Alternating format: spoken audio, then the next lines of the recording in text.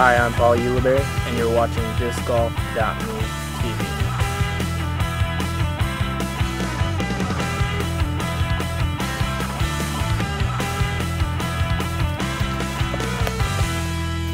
That was awesome!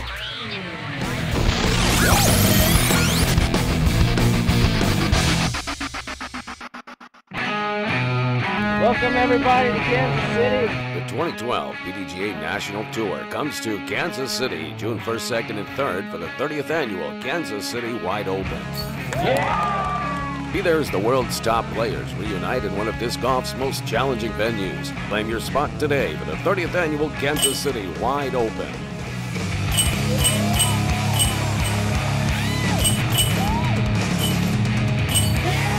Take it on in. Don't miss this historic event.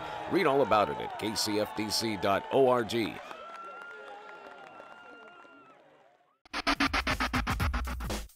At DiscGolf.me TV, we recommend joining the PDGA. Membership is a great way to learn more about the sport, be eligible for tournament discounts, find out your own personal player rating, and help further the sport. Sign up through the web or over the phone. As soon as this episode is over, visit pdga.com. Unless you are watching this video on the PDGA website, then thank you for watching our video. We head to Santa Cruz, California, the land of beautiful coastlines, redwood forests, and De La Viega Disc Golf Course, the home of the Steady Ed Masters Cup in honor of Ed Headrick, the inventor of the Frisbee, disc golf, and the DGA, which sponsors the staple tournament. Paul McBeth arrives early to get warmed up. Sarah Hokum sinks her practice putt. Ken Climo, Philo, and Linda Young arrive in good spirits. Val Jenkins looks warm and ready for action. Nate Doss and Nico greet each other as they warm up. Russ Jacobson catches an early roundup on the tournament specifics. Watch Will Schusterick on hole 1 as he hits the gap and skips his disc like a stone on a smooth lake landing 10 feet from the basket. Greg Barsby follows Will's lead and lands 20 feet away. Sharon Jenkins releases a great shot on hole 6 and catches a friendly airlift. Don Smith goes right of the pole, drops below an overhanging branch, and skips to 30 feet from the basket. Paul Uleberry sizes up and sinks his 35-foot putt on hole 3. On I-5, David Felberg unleashes a laser and fades his shot into a narrow gap with some monster skips. Nico LaCastro floats his mid-range to the left of the tree and lets the hill do the rest of the work. Jesse told Avery Jenkins to aim for him on hole 25. And it looks like Avery took him up on his offer. Late in the round, Cale LaVisca hit an early tree on his drive, leaving him over 100 feet from the basket. But for Cale, anything around 100 feet is practically a pickup. And he proved it with this shot. At the end of the first day, Nate Doss, Will Schusterick, and Eric McCabe were in a three-way tie for first place at 10 strokes under with Paul McBeth down 8 strokes. Day 2 saw Doss and McBeth pull ahead with consistent drives and clutch putting. Will's putts hit more metal than an episode of Headbangers Ball, but many of them did not hold. The day was also up and down for Eric McCabe, but watch his beautiful 50-foot putt from the course limbs of an evergreen. Day 3, all the competitors' rounds improved from Saturday's round, but no one could keep up with Paul McBeth. He shot a 13 down on the final 27 holes, pulling away from the rest and claiming the Steady Ed Masters Cup Open Trophy. Sarah Hokum was the winner of the Open Women's Division, and Jonathan Baldwin won the Masters Division after a playoff with Patrick Brown. Also, congratulations go out to the Jenkins family for their being added to the Steady Ed Trophy for their tireless efforts promoting the sport of disc golf. Let's take a deeper look at Ed Headrick through the words of those who were dear to this legend.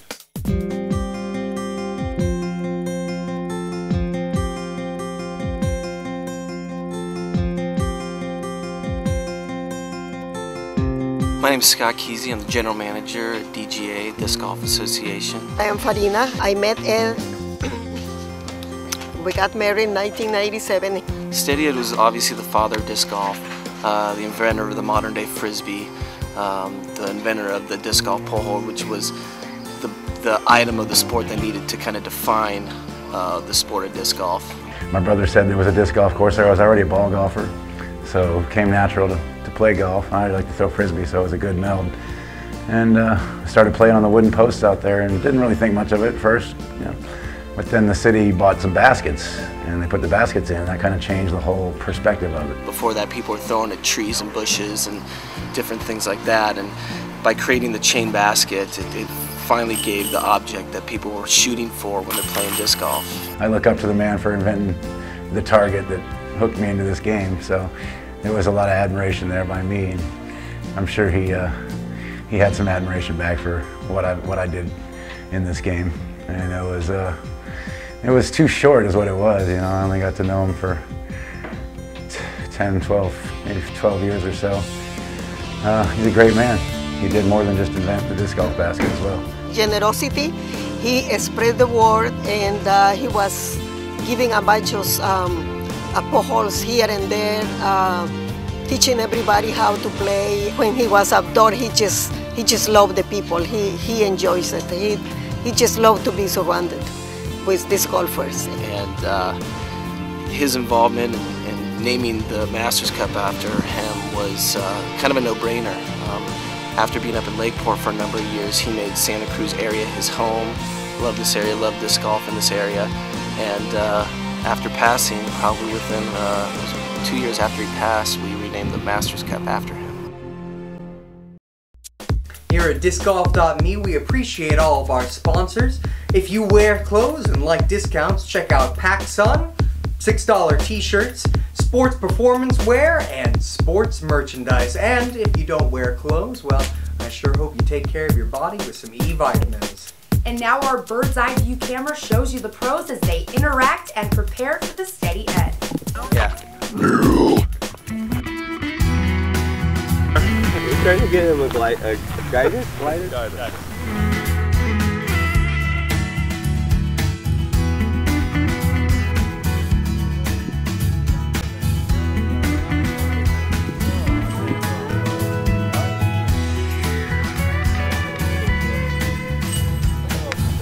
Morning. Is it morning still?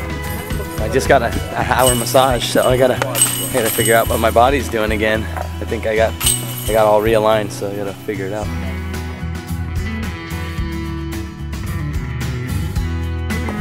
That tree just moved. Boy, yeah, who put that there? I still got it. I still got it. That's all you need with putts. I just take my third putt all the time. Play best shot, 3 shot.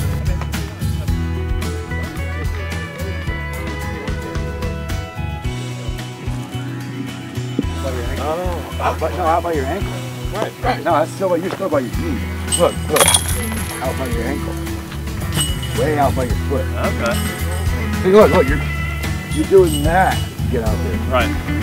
Right. You go. You dunk the head and lean forward and you get you way out there by your ankle. Are you serious? Self-guidance? Flat. A flat guidance is harder to get. An angled guidance is coming under your leg, but a flat guidance, you got to go around to get it. No. That was dirty.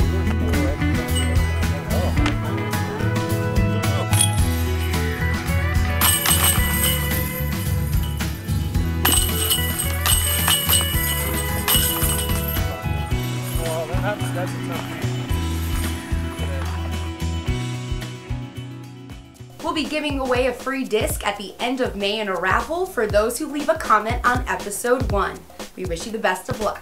DiscGolf.me TV sits down with Tour Pro Big Jerm, Jeremy Koling in this week's Drive and Approach. 6 years ago, this week actually, this is the middle of May, I came home from college at Appalachian State in Boone, North Carolina, where I was playing a lot of ultimate frisbee. And a couple of my friends from high school were going out to a park called Renaissance, that most people have heard of by now. And we decided to play around disc golf, and it was just the first time, and it was just instant love. That summer when I started playing in 2006, I was a camp counselor, and it was the first time I'd ever done that. And it was at a camp in the mountains of North Carolina where they had a disc golf course. I became a disc golf instructor because I was really wanting to learn how to play myself, and so while I was teaching the kids how to play, I was also actually teaching myself. When I came back from the camp that summer, I just really wanted to get involved as much as I could. So I was going to all the club events in Charlotte, and we were having probably 3 or 4 club events a week. Now we're up to like 5 or 6 club events a week. I was playing all the time. It was all I wanted to do. It wasn't long before I was throwing as far as people who had developed their skills for many more years than I've been playing. I'm 6'6", so distance was always easy for me just because I can create a lot of leverage, and it was just something that was really natural for me. When I was still playing amateur, Discraft took a risk and they picked me up in the winter of 2008.